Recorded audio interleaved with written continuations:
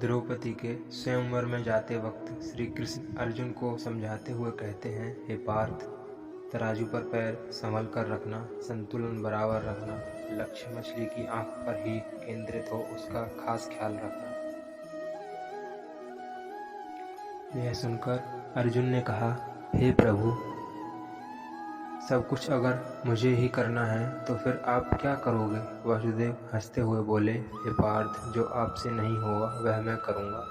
पार्थ ने कहा, प्रभु, ऐसा क्या है जो मैं नहीं कर सकता?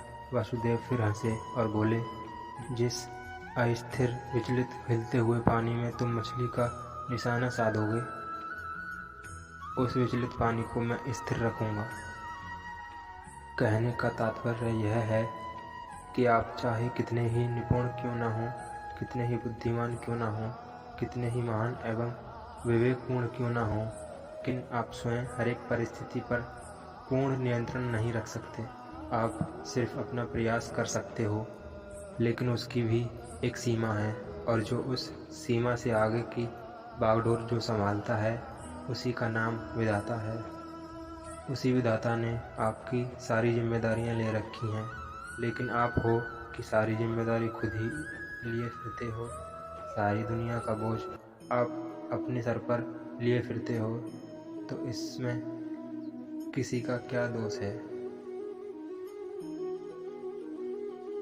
हमें सिर्फ अपना कार्य करते रहना चाहिए। भगवान क्या कर सकते हैं या क्या करेंगे, ये गहरा विषय है। उस विधाता ने इतनी बड़ी दुनिया बनाई, विशाल समुद्र बनाया, उसमें रहने वाले विशालकाय जीवों के जीवन की डोर बनाई, उनके लिए दाना पानी की व्यवस्था की, हजारों लाखों टन पानी के समुद्र से उठाकर हजारों मील दूर आवश्यकता के स्थान पर बिना किसी साधन के बारिश के रूप में पहुंचाना, एक छोटी से बीज में वृक्ष का विस्तार भर देना, और उसमें किस मौसम में पत्ते गिरेंगे, किस मौसम में नए फल फूल आएंगे, ये सब कुछ उस नन्हे से बीज में प्रोग्रामिंग भर देना। उस विधाता ने चींटी से लेकर विशालकाय हाथी जैसे जीवों का दाना पानी उसकी व्यवस्था के हिसाब से की है। उसमें विश्वास रखकर कर्म कर।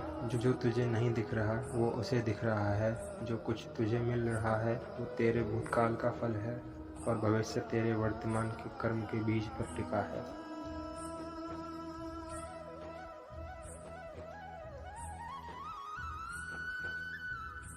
इसलिए परेशान और हैरान मत हो। जो कुछ मिल रहा है वो तेरे द्वारा ही किया हुआ कर्म का फल है, और उस विधाता के विधान में सब नियत है। यहाँ राजा और रंक सब तेरे कर्मों का फल है।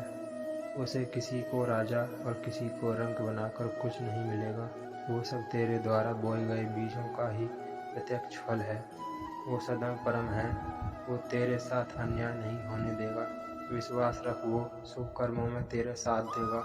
बल्कि वो चाहता है कि तू शुभ कर्म करे तो मैं तेरी हर दुविधा हर लूँ। समस्याएं न आए ऐसा तो नहीं होगा, लेकिन वो अदृश्य रूप में सूली को कांटे के रूप में और कांटे को रुई के रूप में बदल रहा है। वो नहीं चाहता कि तुझे दुख दे। आखिर उसको क्या मिलेगा इससे?